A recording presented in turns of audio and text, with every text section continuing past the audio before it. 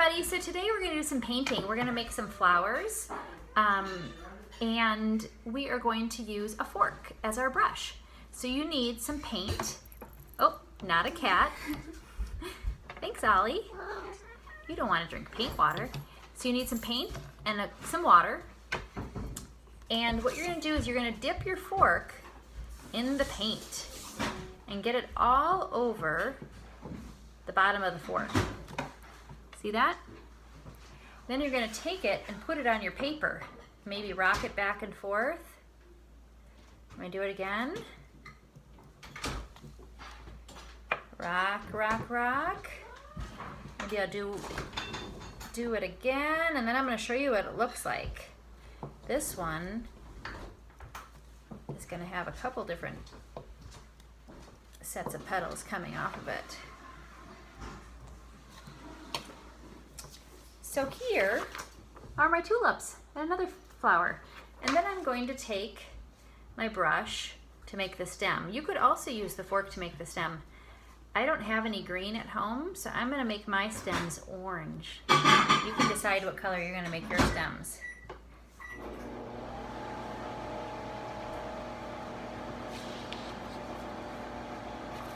There you go. So let's try this, and I want you to send me a picture. I've been getting some pictures from some of you, and some of you show us in the Zoom call how you're doing your art activities.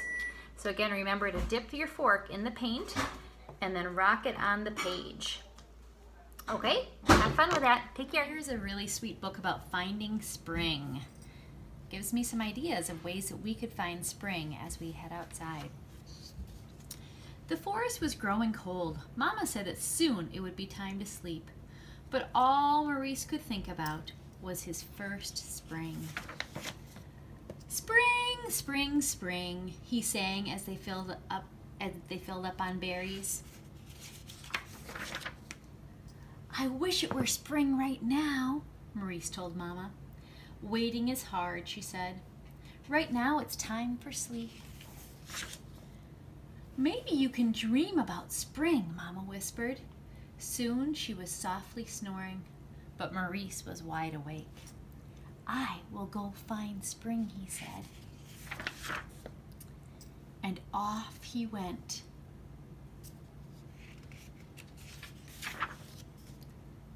Everyone in the forest was busy. I'm looking for spring, Maurice told Squirrel.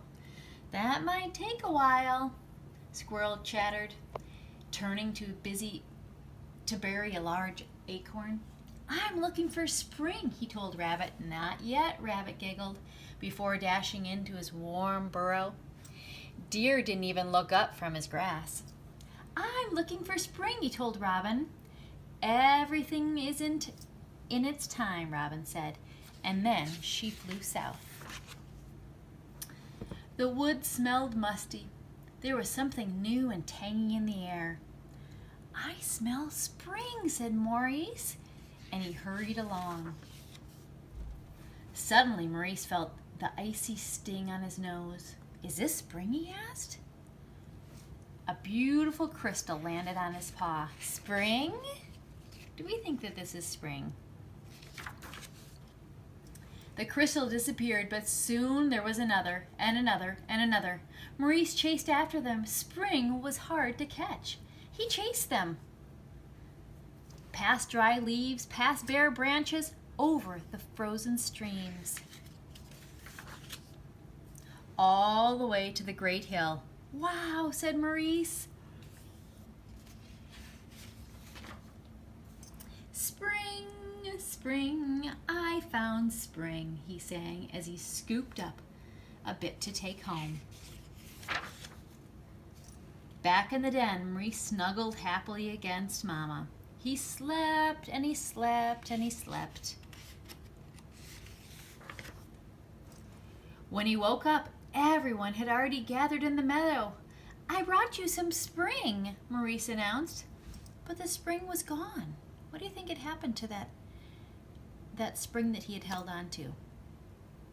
Where is it, he asked. Spring can be hard to find, said Robin. Maybe it's hiding, Rabbit giggled. Deer just blinked. Sometimes you really have to search, said Squirrel. Let's look again, Mama said. So Maurice led her back through the forest. He saw blooming branches and big green bulbs. He saw the rushing stream and everything had changed. Maurice knew what to do. To the great hill, he cried. And at last, there it was. Maurice had finally found spring. That's a pretty book. I want you to look out your window and see if you can see spring. When I look out my window, I can see my maple tree is starting to bud. Do you see the buds on my tree? It has been so fun to be at home and watch all those little buds poke out. And we'll have to check and see when those leaves will start to form. Maybe another week or so. All right, happy spring.